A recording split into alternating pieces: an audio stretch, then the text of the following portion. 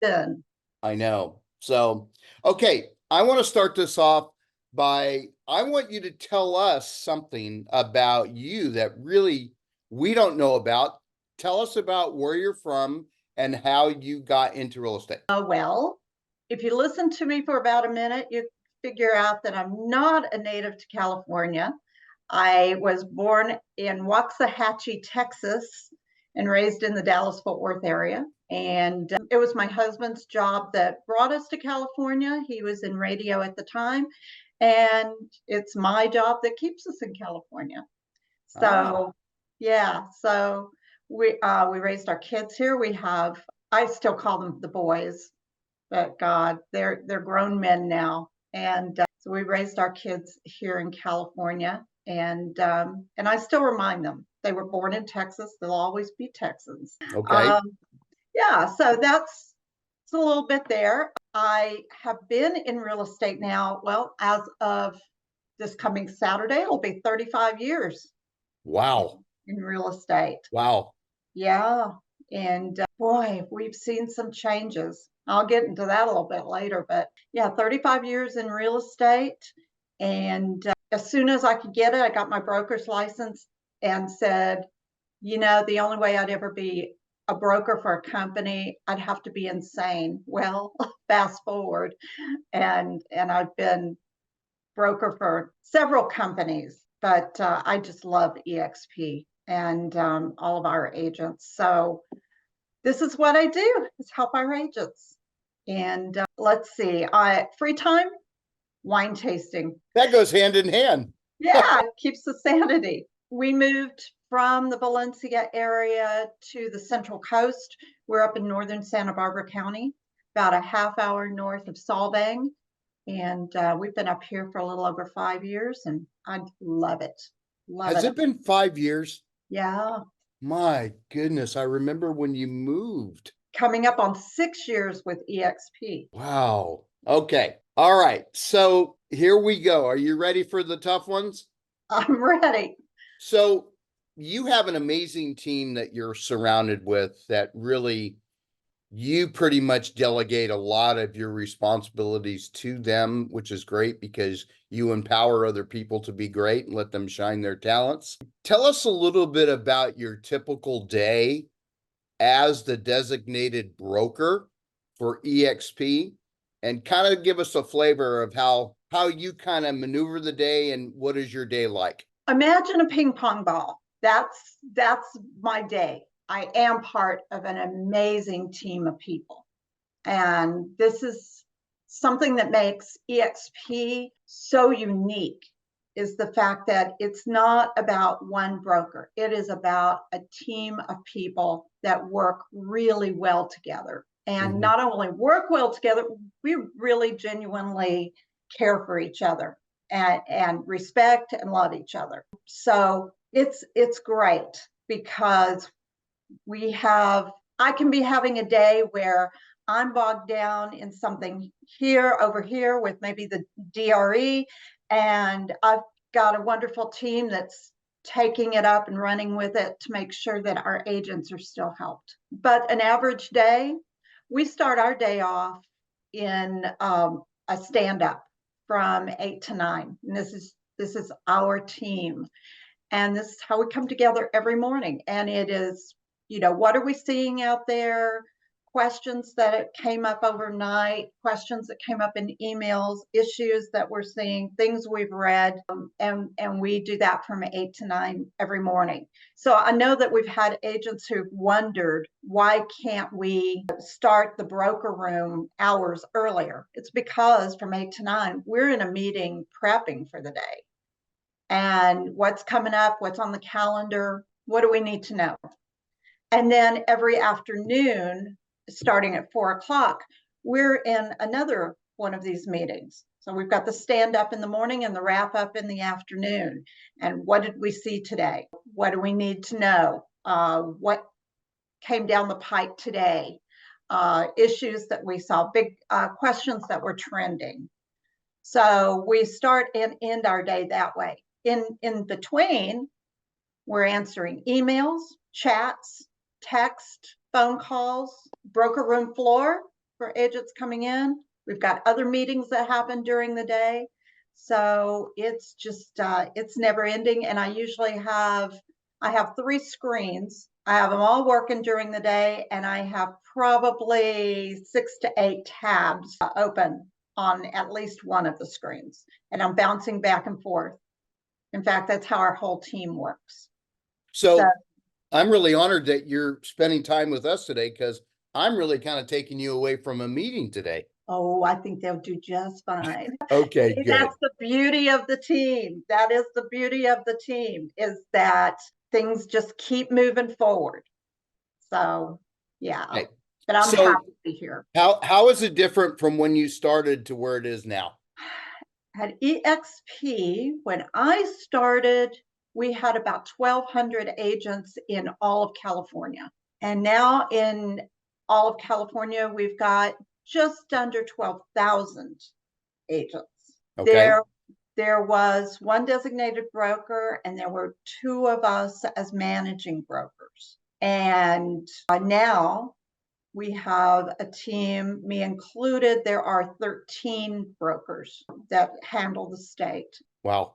And we've got our regional brokerages, which each have their own designated broker. So it's a lot busier than it was back then. And our market, in case you didn't hear, our market's doing some weird stuff out there. But yeah, hey, this is the beauty of agents. We're wired in such a way that we can roll with it. And if y'all don't hear anything else I have to say today, if y'all just tune out, I want you to hear this. You are wired for this. All of this stuff that's happening out there with NAR and, a shortage of inventory and interest rates being what they are and all the other stuff, it's noise. It's noise. You got to tune out the noise. Tune out the noise. You have within you what it takes to do this job. And I want you to remember that every day, because you're built for this. EXP is built for whatever comes up, but you're built for doing this. You can roll with whatever comes out there. We have some stuff that's going to change the way we do business. Well, guess what? Every time there's market change, we have to change the way we do business. So how is this any different? Anytime the market changes and we go into REOs and short sales and what have you. So we do it. We do what we have to do so that we stay in business and can pay our bills, support our families. This is no different. This is just one more change that we're going to all get through together. Okay, so enough of the softball questions. Now let's get to the nitty-gritty. So I've been involved, I think, 1 year longer than you have. And some of us are building the business through agents, and some of us are building it through production. And a lot of people are doing both. So how do you overcome? And I just had Marguerite blessed us with an overview of the new EXP world, which I haven't been in the world in probably over a year. It blew me away. It blew me away. And yesterday, one of our colleagues, Michael Senna, took us through these frames and how you can have a virtual office. How do you combat that? I really need to talk to a broker, okay? Because I'm sure you hear that all the time. How do you combat that issue, with, I need to talk to my broker now, and I don't want to go into the world or whatever the case. How do you handle some of those questions? Okay, well, if you prefer to talk on the phone, we've got an 888 number. And guess what? From 9 o'clock in the morning until 7 o'clock in the evening, 7 days a week, there's a broker managing that phone. Wow. So we take shifts on that. Okay. And I take shifts on that as well. And so if you prefer to talk to a broker on the phone, you've got an 888 number you can call and you can get a broker. If you prefer to text, we've got our workplace chat and we're on that. You can send a chat. You can email. You can come into the broker room. You can set up a Zoom or a Google Meet. And I will tell you something for those who say, but I want my broker sitting in an office and I walk into that office and see a real live person. I got to challenge that thinking, because in a lot of places, that broker's not there. That broker is not in that office, and you got to track them down. And this is not a dig, this is just a reality. Mhm. And so we are so plugged in for our agents that pick the way you like to be talked with. Phone, text, email, Google Meet, come into the broker room, which is so much easier now. The broker room is great. Take your pick. We're available. So that excuse is out the door. Absolutely. Good. Okay. All right. So let's just confront the 800-pound gorilla in the room. What's the latest with the NAR? We've all heard the stories. Why Yeah. don't you give us your take? So here's the thing. There will be new stuff, forms, etc., coming to us soon. And we are going to have certain things in place in July. So if you're not using a buyer representation agreement, you need to learn it now. And you need to start using it yesterday. Don't wait until July to start using a buyer representation agreement, because then you're going to be in a panic. It's like the person who decides, oh, I will learn that computer program at the last possible minute, and then they switch off the old stuff, you're into the new, and you don't know what you're doing. Right. But you need it now. Let's learn this stuff now. We've got classes going on. Check with CAR. There are classes. Your board's got classes going on. It's time to plug in. Wake up and plug in. And if you do that, you are not going to be in a panic when these changes happen. We've got new and revised forms that come out twice a year through CAR. This year, we are definitely going to have revised forms come out regarding the buyer representation agreement, the listing agreement, purchase agreement. There are going to be changes to get everybody ready to go for the new NAR rules. Learn it. We're going to be having these classes every week.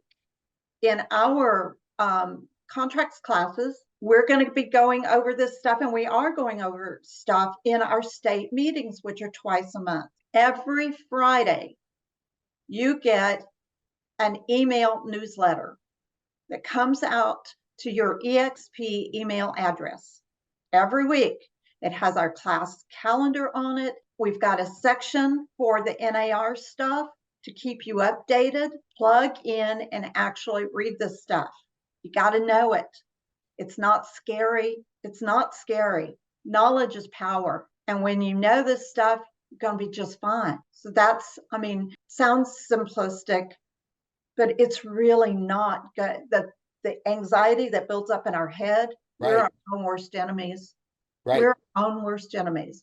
Right. It's not going to be that bad. Okay. So for the agents here and for the people that are going to listen to this on recording, I'm going to throw a scenario out and I'm just curious your take. Let's say you're doing an open house with the new changes coming. How do you change your introduction? What do you do now when when people are coming into the house and want to see the home? Is it still business as usual? Or before you step in this home, we need to get something straight? Or how could you best advise us what to do? It's a great question, and we're already hearing this many times in the broker room. It's business as usual, because when somebody walks into an open house, they're not represented. At that point, they're coming in to see the house. You don't have to stop them at the door and get a buyer representation agreement signed before they see the house. Now, if they decide that they want representation, then you're going to have them sign the buyer representation agreement. If they want, okay, this isn't the house for us, but we'd love you to show us other homes. We'd love you to represent us. Okay, well, this is where we need to have a buyer consultation. And Frank, I don't know about you, but I love buyer consultations. I love them because that is a great way to be able to sit down with the client. Not only are they interviewing you, but you're interviewing them Right. to decide if it's a good fit. This is when you're going to explain that buyer representation agreement. Maybe have your lender present to answer the lending type questions that come up. Find out the wants and the needs. But before you start showing property, they sign the buyer representation agreement. Your open houses, though, business as normal.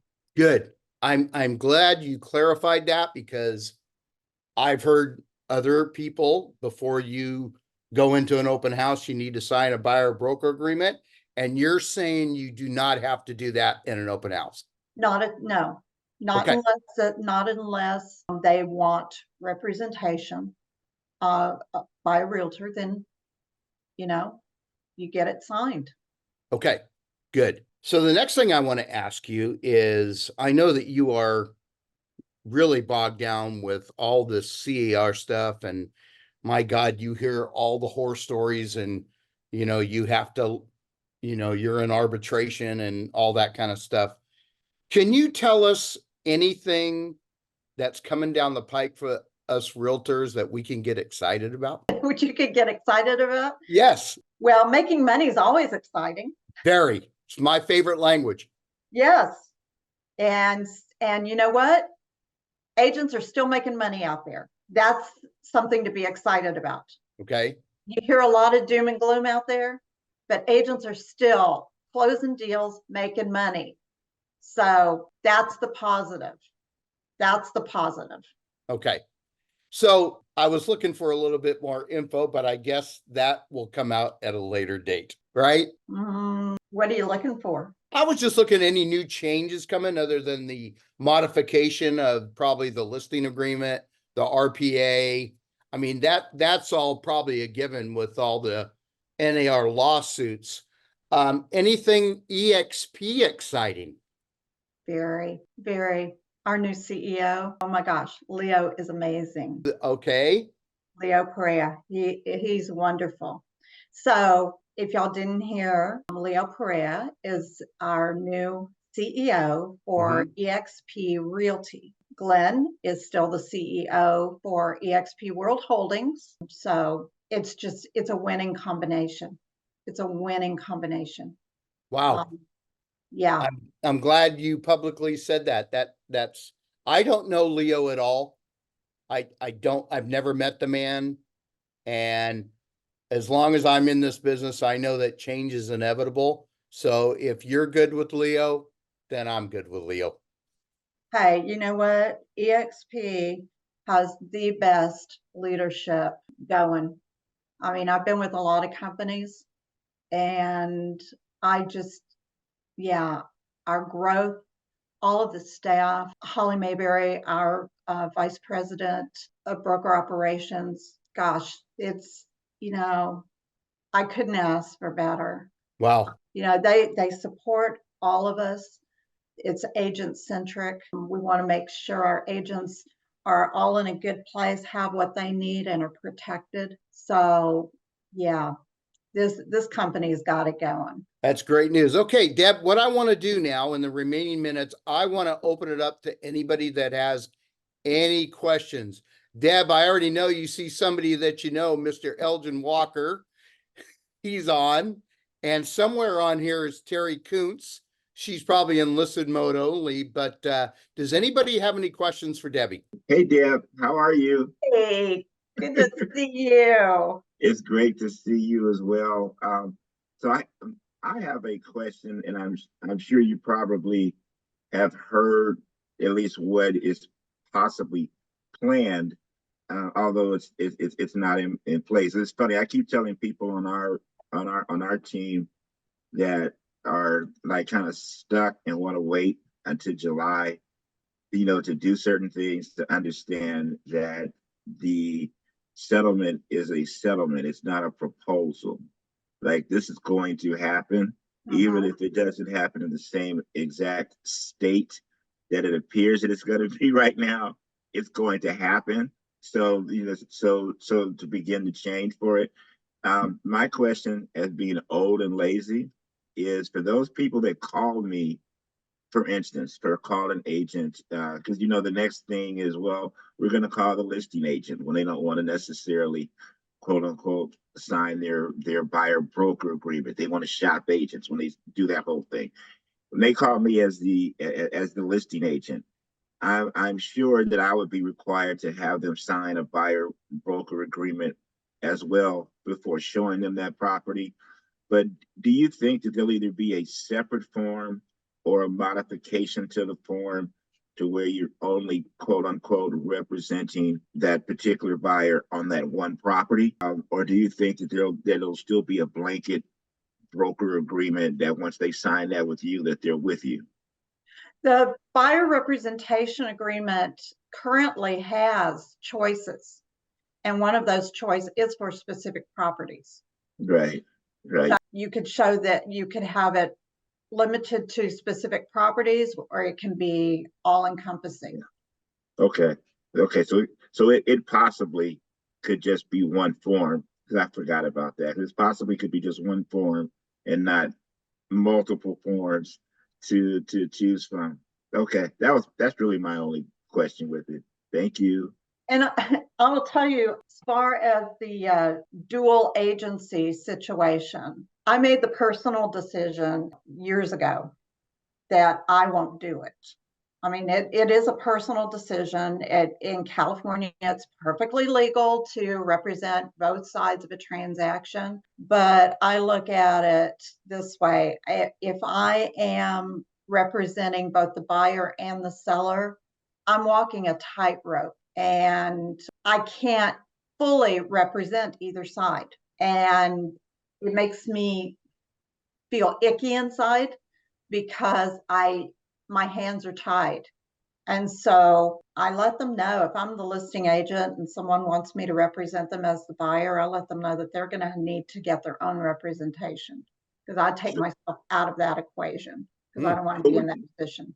So when you do that, and I get that's interesting. Do you refer them to someone that as that's a buyer's or that's just another agent, period, or do you just tell them to go find somebody and come back to you? I tell them that they can get anyone they want. Okay. Yeah, but I just won't do it. And let's face it, a lot of times the reason that they want that is they think it's going to give them an advantage over working with someone else. You're the listing agent, so you're either you want to make sure, since you're double ending it, that my offer gets accepted. You know what? The best offer is going to get accepted, and it's the seller's choice. And this is something we need to remember too. The choices lie with our clients, not with us. We don't make the decisions. We give the information, we educate, so that our clients can make the decisions that work best for them. And dual agency, for me, I personally, I'm not comfortable with it. I've done it enough to know that I don't like it. And so I just steer away from it. And they get to make the decision as to who they want to work with. I'm not going to influence them along those lines. Okay, thank you. No problem. Does anybody else have any more questions? Don't be shy. I love it when you ask questions. Come on, ask me some questions. She doesn't bite. Well, not hard. Okay. I do want to bring something up though. Yeah. The Department of Real Estate, as great as EXP is, they don't understand us. And so they watch us very closely. So please, folks, please go in and take a look at all of your marketing, your public facing marketing, websites, Instagram, TikTok, X, Facebook, whatever else is out there, in signage, business cards, print advertising, all of that. Make sure that your name, your DRE number, and EXP Realty appear on all of it. And it's big enough to easily be seen. This is super important because our agents are out there doing great work and competitors get jealous. And so they report these things to the DRE. And the DRE, once they get that complaint, we get violation letters. And so we want to make sure that you don't lose your momentum. You're out there working away, and all of a sudden comes to a screeching halt because you've got to stop and deal with a DRE complaint that's come in. So we don't want to see that happen to you. And it's stressful. We know that it's stressful. So please go in and check all of your advertising. Also, if you decide that you want to use an address on something, make sure that it is registered and appears under our license on the DRE site. If it doesn't, you can't use it. Okay, that's another big one. And last thing, DBAs, don't use a fictitious business name unless it is registered and appears under our license on the DRE site. The day it appears under our license, you're good to go. And in our email newsletter, which once again comes out to your EXP email address every Friday afternoon, we have helpful handouts and we have DBA procedure instructions, all of that good stuff, all of the advertising guidelines. It's all in the email newsletter. So please check this out because we want to make sure that y'all are bulletproof when you're out there working. So just had to get that in this morning. Hi, good morning. Hi. I do have a question about that just because I am signing my DBA today in front of a notar.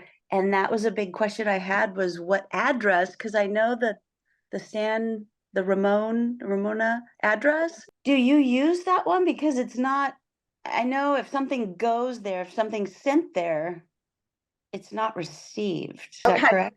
So it is received. It's received by our staff. But what you want to do is go take a look at our DBA procedures.